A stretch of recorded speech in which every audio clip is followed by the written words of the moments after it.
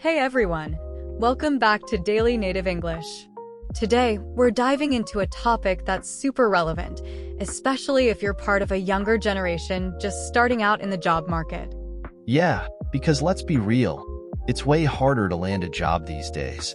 Young people are facing intense competition, higher qualification requirements, and an economy where traditional roles don't seem as secure as they used to. Absolutely. And a big part of that is the shifting landscape of what we know as the 9-to-5 job. Traditionally, this has been the path to stability. You clock in at 9 a.m., clock out at 5 p.m., Monday to Friday. But here's our big question today. Could these jobs be completely phased out within the next decade? In fact, Reid Hoffman, the co-founder of LinkedIn, recently predicted that by 2034, 9-to-5 jobs might be a thing of the past. And if that happens, it could change the job market even more for young people today. Without 9-to-5 roles, will everyone have to freelance or jump between gig jobs? Or will we just see different work hours and more flexibility? Exactly. We're going to dig into the trends that are making it harder to get those traditional jobs, hear different perspectives, and see how new tech, like AI and remote work, is reshaping the way we think about the workday. Stay tuned. All right. So before we dive into what the future of work might look like, let's rewind and take a quick look at how this whole 9-to-5 thing started in the first place. Yeah, it's actually kind of surprising. The 9-to-5 workday became popular around the time of the Industrial Revolution in the 1800s. Can you imagine? It was 200 years ago. Back then, factory work was booming, and people were working way more than 8 hours a day, often 10 to 16 hours. Exactly. And it was actually Ford Motor Company that made a huge shift. In 1926, Henry Ford decided to introduce a 5-day, 40-hour workweek for his employees. He believed people would be more productive with an 8-hour day, and that having weekends off would actually motivate them to work harder. Yeah, and it turned out he was right. Ford's approach to a shorter workweek showed that workers could be more productive in less time. Other companies started adopting the model, and soon, the 9-to-5 became the standard. It was really seen as a win-win. Employers got efficient workers, and employees had a predictable routine. It gave people more stability and helped them balance work with family life. And that setup stuck for decades. But as technology advanced and the nature of work evolved, so did our relationship with that classic 9-to-5 structure. Exactly. And now, as we're seeing more people demand flexible schedules, remote work, and non-traditional job roles, we're left wondering, does the 9-to-5 still make sense? So now that we know where the 9-to-5 came from, let's get into what's challenging it today. The world of work looks really different now compared to even 10 years ago. Yeah, the biggest one has to be remote work. After the pandemic, so many companies started allowing employees to work from home, and now a lot of people don't want to go back to the office full-time. Yeah, the biggest one has to be remote work. After the pandemic, so many companies started allowing employees to work from home, and now a lot of people don't want to go back to the office full-time. And it makes sense, right? People got used to the flexibility of working from anywhere, and for a lot of jobs, you don't really need to be in the office from 9 to 5 every day to get your work done. That brings us to freelancing and the gig economy. By the way, when we say gig economy, we mean a work environment where people take on short-term contracts or individual projects instead of a permanent job. So, instead of working full-time for one employer, people do gigs or projects for different clients. Exactly. Whether it's writers, designers, or even consultants, it seems like everyone's got a side hustle or is working on projects independently. Plus, tech and automation have changed the game. With tools like AI, a lot of routine tasks are being handled automatically. That makes a strict 9-to-5 schedule feel kind of outdated for certain jobs, especially where tech can cover some of the workload. Exactly. And with automation doing some of the heavy lifting, employees are freed up to focus on more creative or strategic work, which doesn't always need a fixed schedule. And let's not forget about work-life balance.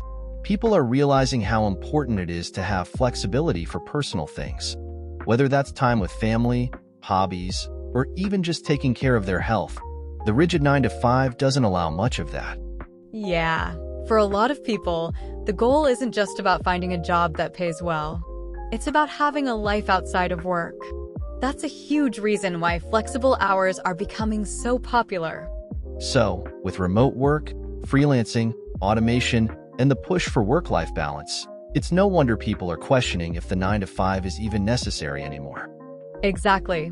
These trends are really challenging the old work model and making us rethink how we approach the entire idea of working hours. So I'll be honest, I'm in the camp that thinks the 9 to 5 job is on its way out.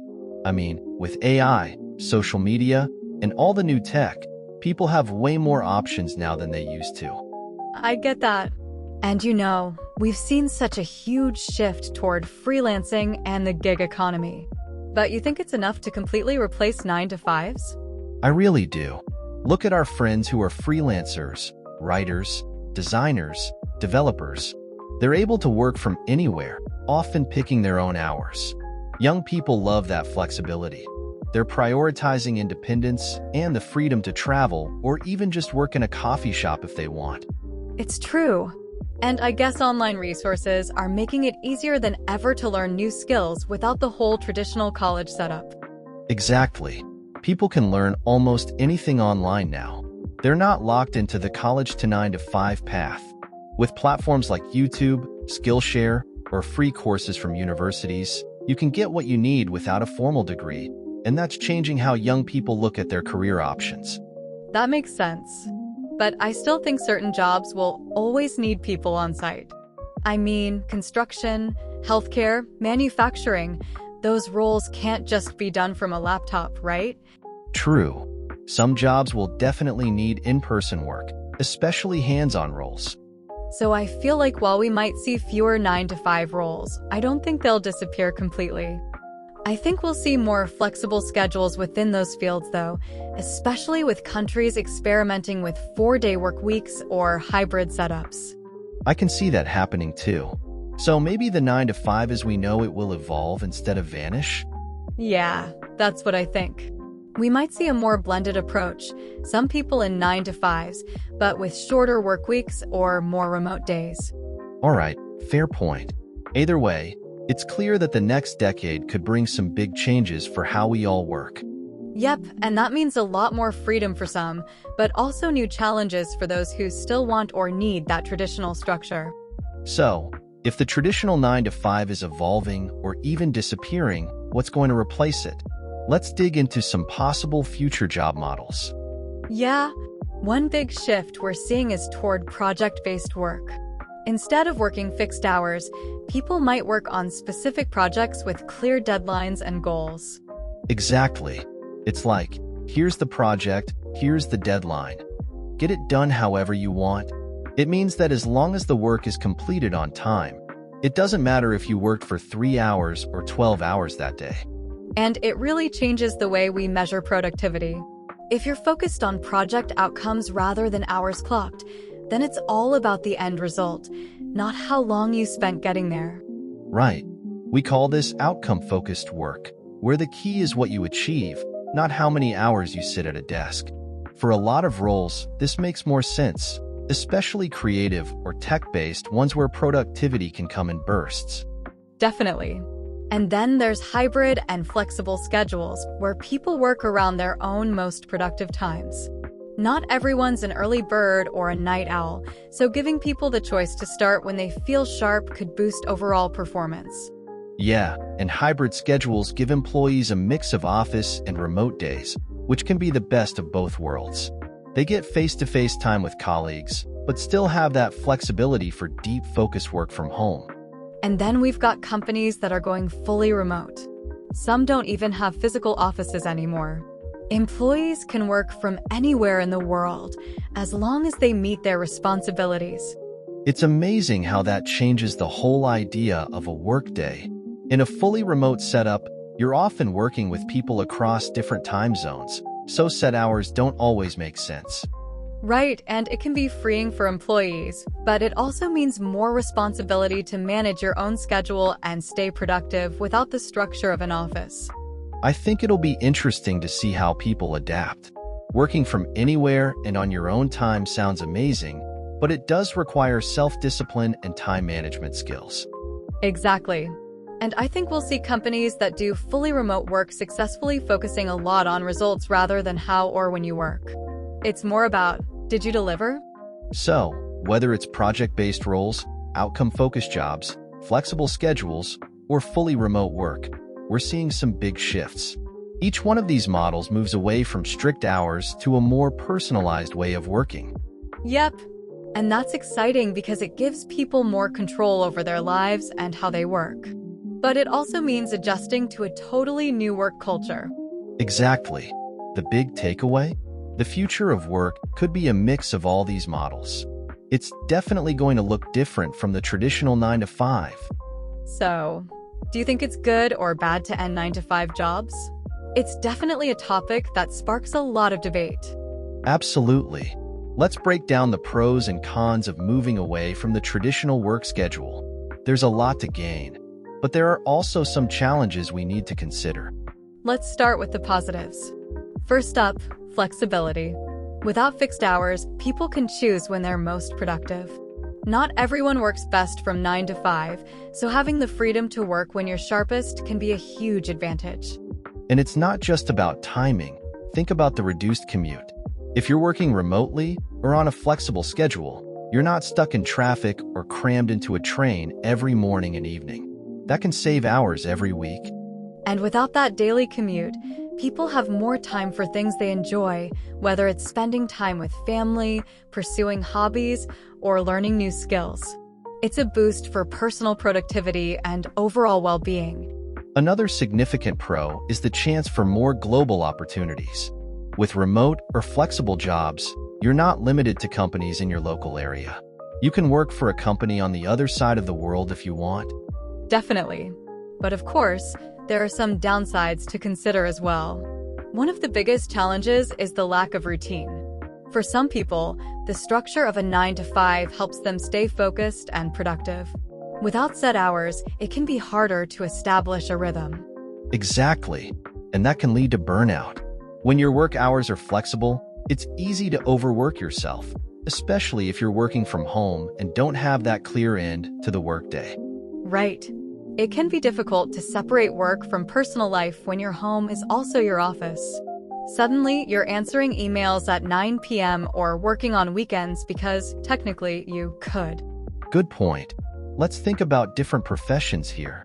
For example, a freelance graphic designer might love the flexibility and global reach. But for someone in healthcare, flexibility is limited. They need to be on-site to treat patients. So, some jobs will adapt more easily to these changes than others. And even roles that can be done remotely, like software development, still need strong routines to prevent burnout. It's about finding that balance between flexibility and structure. So, whether you see it as a pro or a con, one thing is clear. Moving away from the 9-to-5 opens up a lot of opportunities for flexibility, but it also requires people to manage their time and boundaries carefully. It's not the perfect fit for everyone. It really comes down to personal preference and the type of work you're doing.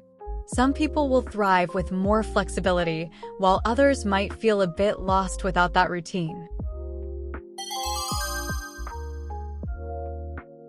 As we wrap up, let's summarize some key points from today's episode. We've explored how the traditional 9-to-5 job has evolved and discussed current trends impacting the way we work. Exactly. We talked about the rise of remote work, the gig economy, and how technology is reshaping our work lives. Flexibility seems to be the name of the game moving forward. And while there are many advantages, like increased freedom and global opportunities, we also highlighted some challenges, including the potential for burnout and the difficulty in maintaining a routine. So, the future of work appears to be diverse and likely more flexible. But it really depends on personal preference and the type of job you're in. We'd love to hear from you, our listeners. Do you prefer the structure of a 9-to-5 job, or are you leaning towards a more flexible schedule? And to leave you with a thought, Is the 9 to 5 job here to stay, or are we heading for a big shift in how we think about work? Thanks for tuning in to today's episode. We hope you found it insightful and thought-provoking. Be sure to share your thoughts with us.